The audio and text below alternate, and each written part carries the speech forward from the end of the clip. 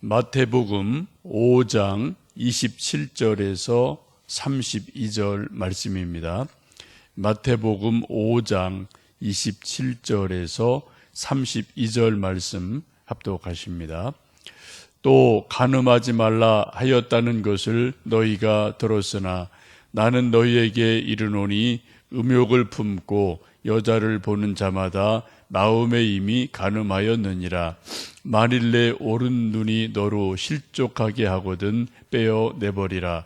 내 백제 중 하나가 없어지고 온 몸이 지옥에 던져지지 않는 것이 유익하며, 또한 만일 내 오른손이 너로 실족하게 하거든 찍어내버리라. 내 백제 중 하나가 없어지고 온 몸이 지옥에 던져지지 않는 것이 유익하니라. 또 일러스되 누구든지 아내를 버리려거든 이혼 증서를 줄 것이라 하였으나 나는 너희에게 이르노니 누구든지 음행한 이유 없이 아내를 버리면 이는 그로 간음하게 함이요, 또 누구든지 버림받은 여자에게 장가드는 자도 간음함이니라. 아멘. 하나님이 천지를 창조하시고 남자와 여자를 창조하셨습니다.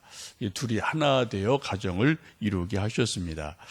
남자와 여자가 가정을 이루고 한평생 살면서 주신 복이 생육하고 번성하여서 온 땅에 충만해라. 이것이 하나님의 뜻이고 하나님의 복이지요.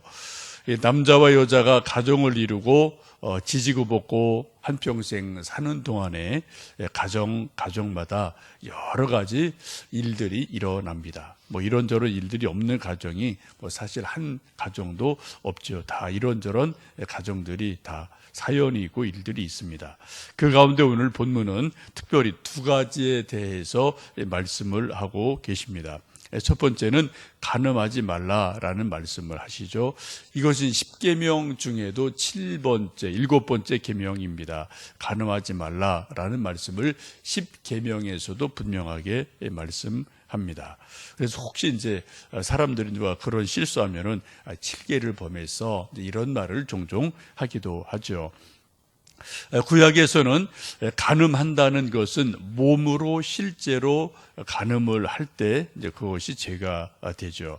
그런데 예수님은 엄격하셔서 마음까지도 죄로 보게 됩니다. 여기서 간음이라는 것은 우리가 이제 거리를 지나가다가 이쁜 여자가 있어서 한 번, 두 번 힐끗 눈으로 볼 때가 있겠죠. 그런 거를 말하는 게 아닙니다. 아주 의도적으로 고의적으로 저 여자를 내가 어떻게 해야지라고 음욕을 품고 의도를 가지고 계속 보는 것, 이런 것을 간음이라고 볼 수 있겠습니다.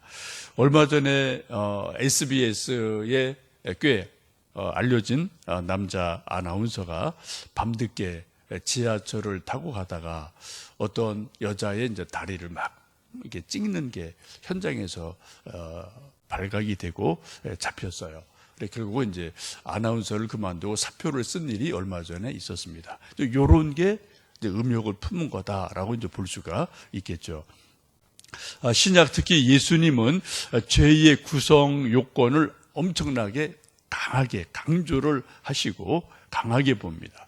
구약에서는 몸으로 실제로 몸이 어떻게 해야지 이게 죄가 되는 거예요? 이게 물증이 있어야 돼요. 그런데 예수님께서는 물증이 아니라 심증, 의도를 더 중요하게 보신다라는 것을 볼 수 있겠습니다. 요즘 컴퓨터, 또 핸드폰, 영화, 세상 어디를 가든지 하여튼 이 음욕을 부추기는 일이 문화, 문학, 영화, 드라마, 하여튼 이런 일로 엄청나게 많이 온 세상이 차고 넘치는 게 요즘 세상이고요. 이제 특별히 우리 어린 자녀들이 이제 그런데 무방비하게 노출이 되어 있어서 좀 우리가 자녀들을 잘 좀 돌봐야 되고, 이제 각성하고 어른들이 또 각성하고 좀 해야 될 일들이 점점점 많아지는 세상입니다. 시편 119편에 보시면 청년이 무엇으로 행실을 깨끗게 하리이까 오직 주의 말씀을 따라 삼갈 것이니이다 라고 말씀하면서 우리 젊은이들이 깨끗한 삶을 살 수 있는 가장 가장 중요한 것은 하나님 말씀을 따라서 자기를 삼가하는 삶을 살아야 된다라고 말씀합니다. 두 번째는 이혼의 문제에 대해서 말씀하죠. 남자 여자가 부모를 떠나 둘이 한 몸이 되어서 가정을 이루고 살아가는 것이 하나님의 창조 질서이고 뜻인데, 세월을 따라 살다 보면은 가정마다 사람마다 이런저런 사연들이 많이 일어납니다. 가장 좋은 일은 한 번 결혼해서 죽을 때까지 계속 해로워 살면 좋겠지만, 그렇지 않은 일들이 성경에도 많고 구약에도 있고 또 현재도 있고 그런 일들이 꽤 있습니다. 성경에도 특별한 경우 이혼이 허락되는 일이 있습니다. 31절 말씀 보시면은 또 일러스되 누구든지 아내를 버리려거든 이혼 증서를 줄 것이라 라는 말씀을 예수님이 인용을 하시죠. 이 말씀은 신명기 24장에 이런 말씀이 있습니다. 아내에게 수치된 일이 있고 그를 기뻐하지 않아 이혼하려면 이혼 증서를 써서 아내에게 주고라는 말씀이 있어요. 이 배경은, 구약의 이제 배경은 상당히 이게 좀 여자, 어린 아이들은 소위 인권이 거의 없던 시절이라는 것을 일단 우리가 좀 전제를 해야 될 것 같습니다. 출애굽기 때 60만 명이 출애굽했다라는 말씀하는데, 거기서 어린 20세 이하의 아이들 또 여자들은 이제 그 수에서 개수가 되지 않죠. 그래서 전체를 보면 한 200만 명 정도로 보는데, 우리가 흔히 60만 명이 출애굽했다라고 우리가 말하는 것은 거기 이제 여자 아이들은 이제 빠져 있는 숫자입니다.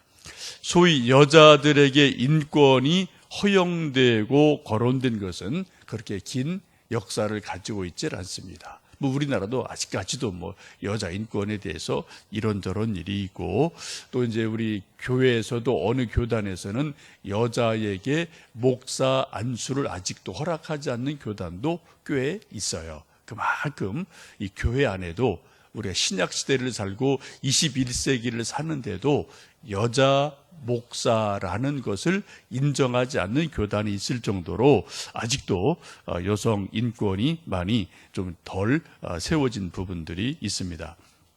지금 예수님께서 말씀하시는 이 시대가 2000년 전 구약의 연속선상에 있던 그 시점이었다. 이게 하나의 중요한 기준이 되겠고요. 또 하나는 이때 당시가 로마 시대인데, 로마가 멸망한 여러 가지 이유 중에 하나가 가정의 파괴가 아주 중요한 그런 이제 로마 제국의 요인이 되죠.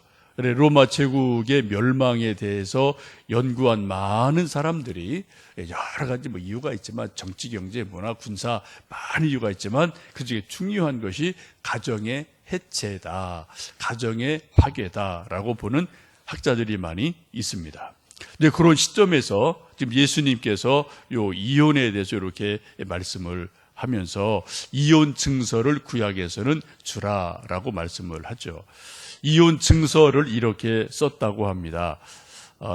이제 내가 그대에게 이혼 증서와 절연장 및 행위의 자유에 대한 각서를 주노니 그대가 원하는 자와 결혼해도 좋으니라 라고, 남자가 이렇게 이혼 증서를 써서 나름대로 사인하든 해서 아내에게 주면은 그로 이혼이 되는 거예요. 되게 심플하죠?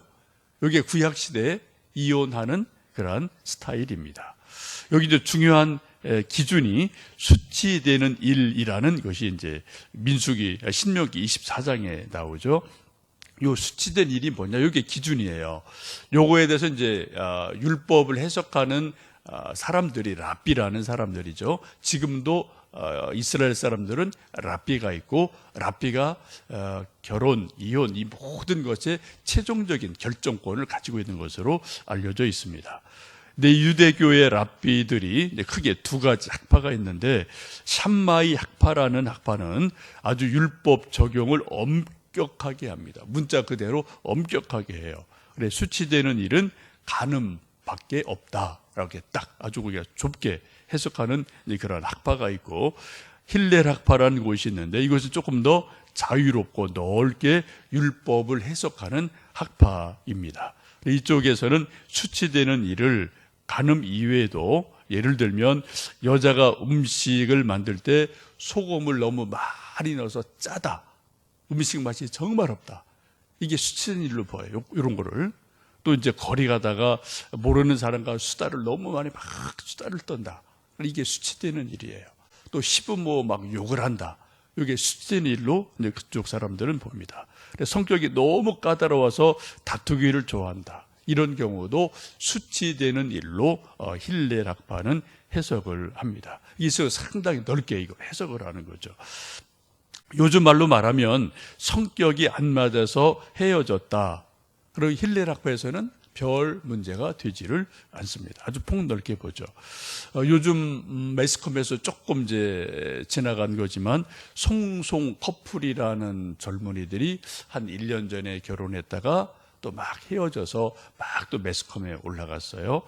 송중기, 송혜교라는 꽤 인기 있는 젊은 탤런트들이 뭐 드라마 같이 막 만들어서 인기가 엄청 있었죠. 그러다가 결혼하고 1년 조금 지나고 무슨 이유인지 또 뭐 헤어졌어요. 이렇게 완전히 헤어졌어요. 이것 때문에 막 또 매스컴에서 뭐 이러니 저러니 좀 말들이 있는데 하여튼 뭐 우리가 다 알 수 없지만 뭔가 안 맞은 거죠. 그죠? 뭐 성격이 안 맞든 뭐 소금을 많이 넣었든 그걸 모르겠습니다. 뭐 뭔가 안 맞은 거예요. 그래서 뭐 헤어진 일들이 일어납니다.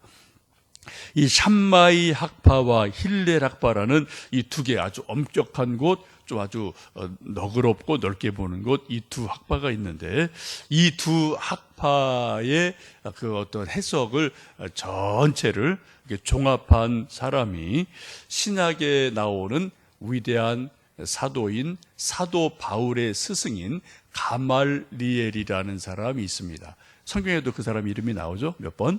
그 가말리엘이라는 사람이 이 두 개 학파의 해석을 다 수용을 해서 아주 폭넓게 아주 새롭게 해석하는 위대한 사람이 랍비가 가말리엘이에요. 그 가말리엘의 수제자가 사울이라는 청년입니다. 그래서 이 나름대로 구약의 관점에서 예수님을 엄청 핍박하고 인정하지 않고 또 예수님 믿는 사람 교회를 핍박한 일들이 엄청나게 많아서 또 이제 나중에 예수님이 다메섹에서 이제 바울을 만나서 좀 회심시키시는 일이 일어나는데 이 전해지는 말에 의하면은 가말리엘이라는 위대한 랍비가 자기의 수제자인 사울이 다메섹에서 예수님 만나고 개종을 하는 거죠. 유대교에서 기독교로 예수교로 개종을 하게 되는데 이것을 보고 너무너무 슬퍼했다 라고 말할 정도로 랍비로서는 위대한 랍비가 될 수 있는 바울이었는데 예수님 만나고 이제 변하여 새 사람 되고 이방인의 사도가 되고 하는 일들이 일어나게 됩니다. 옛날도 마찬가지고 요즘도 마찬가지입니다만 각 가정마다 100이면 100, 1000이면 1000 다 나름대로 이런저런 사연들이 있습니다. 이게 중요한 것은 지나간 것은 지나간 것이에요. 과거는 과거입니다.